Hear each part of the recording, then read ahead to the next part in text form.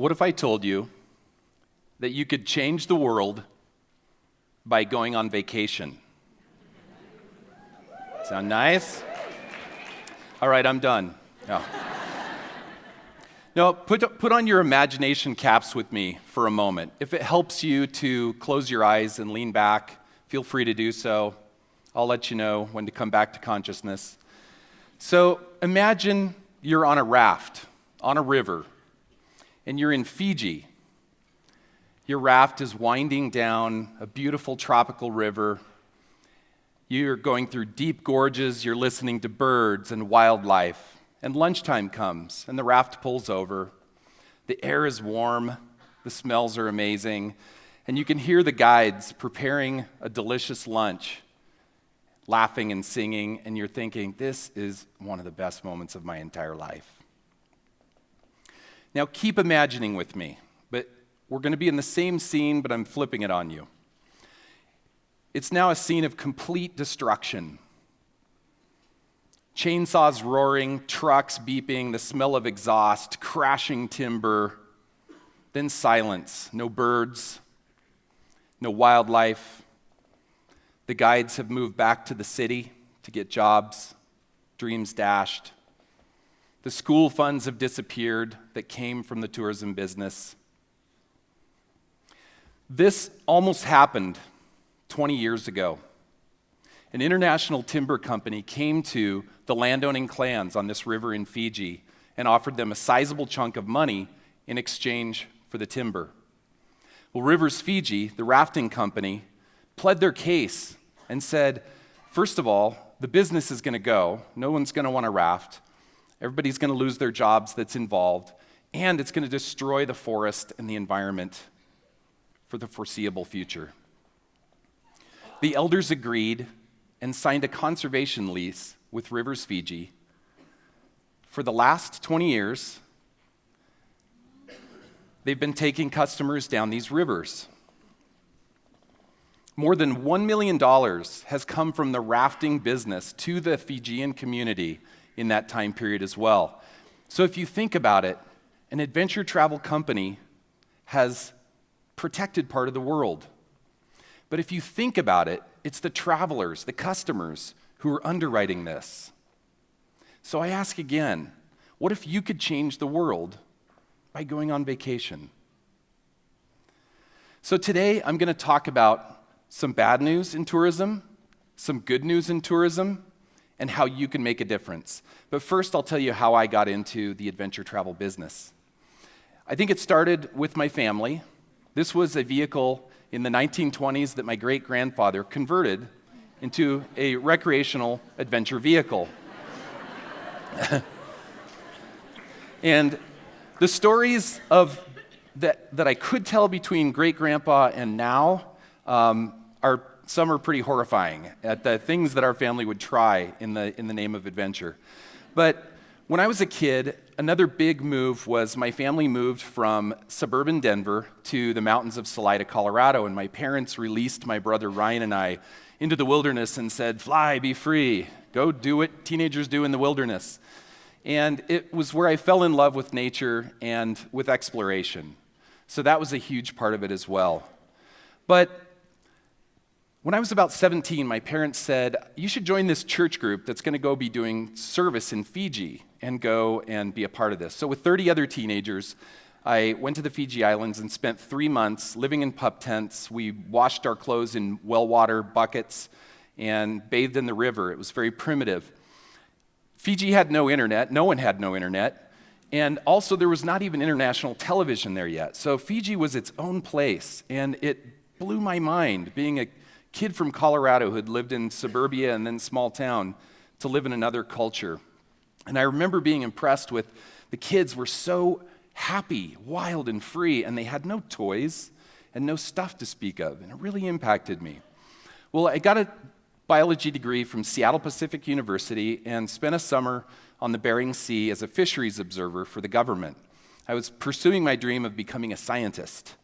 And so I got a job at an environmental chemistry laboratory in Washington, and I found something interesting in the first couple of years, which was I wasn't a scientist. It might have been the procedure that went sideways where I had sulfuric acid explode all over me, and I had to take off my annihilated lab coat with my lab gloves and quickly escape my disintegrating shirt and pants.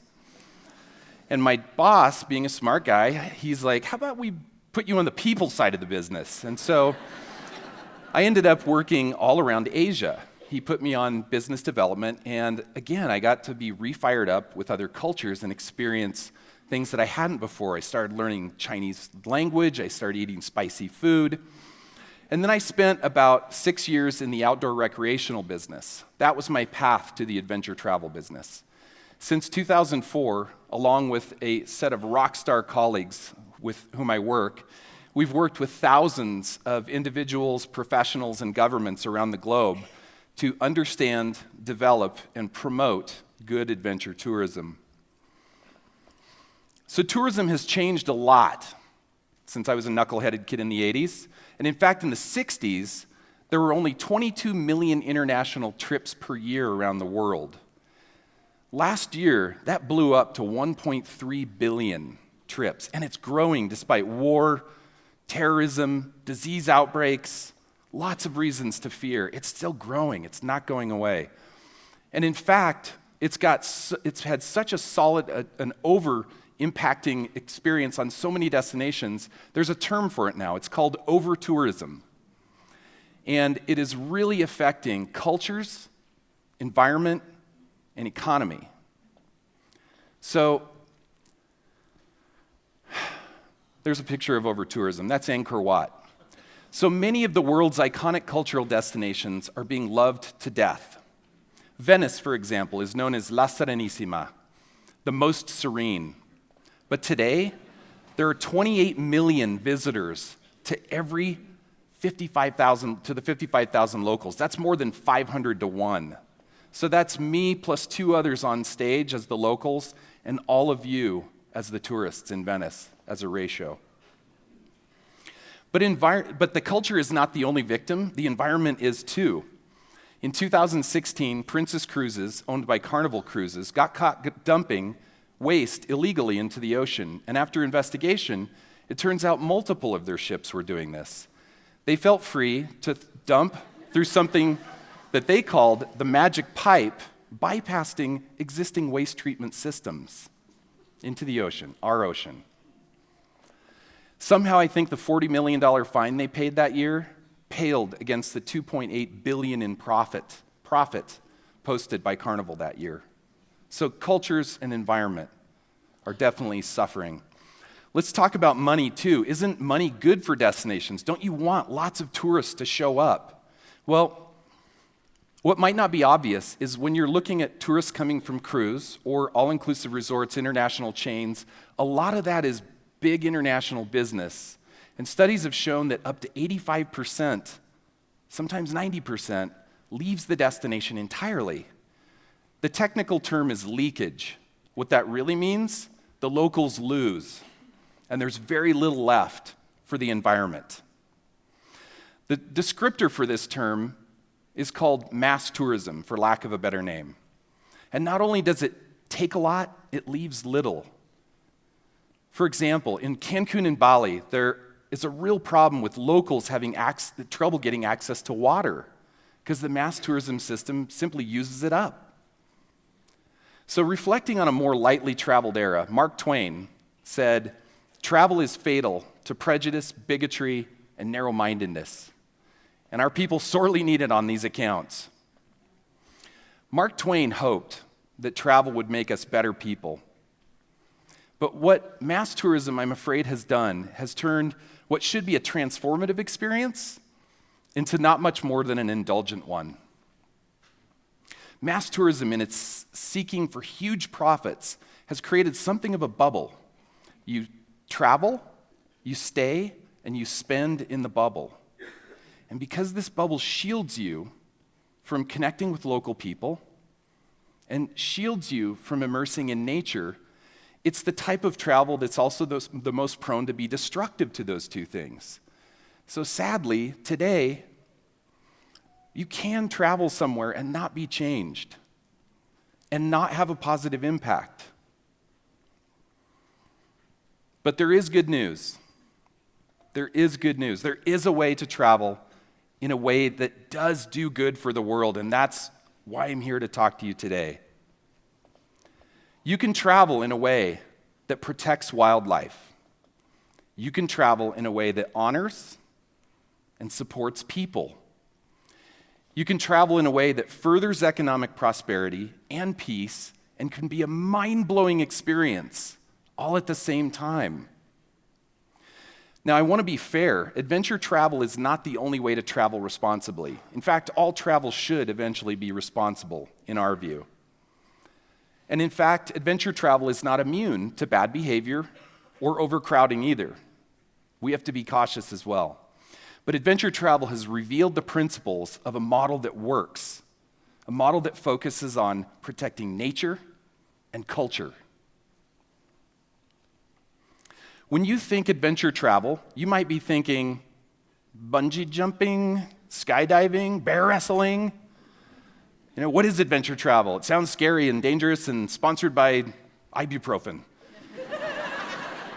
But today, adventure travel is defined as travel that focuses on nature and culture and activity.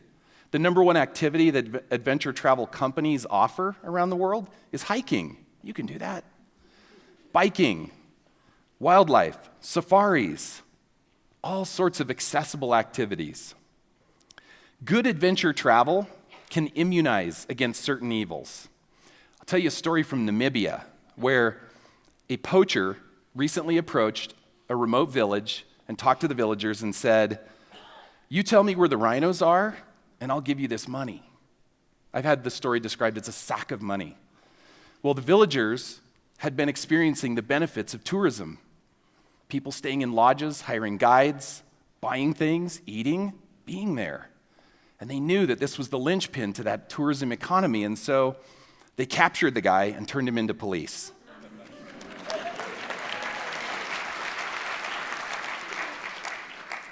Yay, says the rare Hokkaido Japanese red-crowned crane. So back to money real quick. We talked about how much money leaves the economy in mass tourism. How much is left is very little. And in adventure tourism, we found that 65% stays, and it makes sense. You're booking with somebody who works with local companies, who travels and stays at local lodges, who works with local guides, taking you to local restaurants. The money trickles out to people who really need it, and by the way, who live in that environment. They have a reason to protect it. This is immunization against tourism being a force of destruction. And it brings real jobs. So, how can you travel in a way, that's not me, that changes the world, that protects nature, that honors and takes care of humans? How do you travel in a way that is about awe and beauty and surprise? It'll take a little investigative work on your part. So what you want to do is when you find a lodge or a tour operator with whom you want to work, ask some simple questions. Don't ask, "Are you responsible?" Ask these questions. What investments have you made to be environmentally responsible? What programs do you have in place to benefit and involve local people? And what professional certifications does your company have? And if somebody says, "Well, we're certified by the Galactic Cowboy Rainbow Unicorn Alliance of the Green North," look into that. Make sure it's legitimate.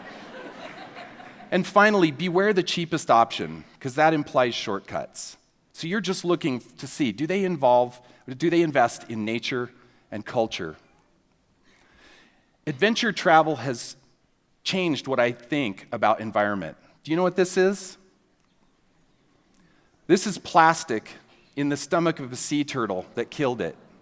When I saw this in Brazil, a good tour operator took us to this rehabilitation facility, and this changed not only my thinking, but my behavior. And I am careful now about how I use plastic, and I'm reducing plastic in my own life. But the most important thing about travel is it connects us with people. Last year, I toured Kurdistan, which is the northern part of Iraq. It's surrounded by Syria, Turkey, and Iran, and the rest of Iraq, and it has a scary reputation. I went with a couple of friends and my son Ashton, who was 16 at the time. And we went to markets and villages, and we hiked and we walked, and we saw monasteries, and we saw museums. Some things made us cry, some things made us laugh, but the most amazing part was meeting the people and who were deeply curious and interested. We swapped stories, we gave gifts to each other, and they were unendingly kind. And I'd never been offered tea so much in my entire life. On the flight out, I sat next to a Kurdish man named Karza. Karza was in his 30s, and it was his first flight. I didn't speak Kurdish, he didn't speak English, but we managed some level of communication. I helped him figure out how to pop his ears when the pressure rose and he looked alarmed. He put his hands in the air and prayed fervently and loudly as we took off. His friends offered sweets, homemade sweets in a black bag. We took selfies. And he got shut down by the flight attendant for trying to smoke to calm his nerves. So after 90 minutes, I started to get sleepy. I put my head back on my seat, and as I started to drift off, I felt tapping on my shoulder. And Karza looked at me and gestured, and I gave him a thumbs up and a smile. And he put his head on my shoulder, and he fell fast asleep. Adventure travel has forever changed my assumptions about other people and about the world. We really can change ourselves and the world by going on vacation. Thank you very much.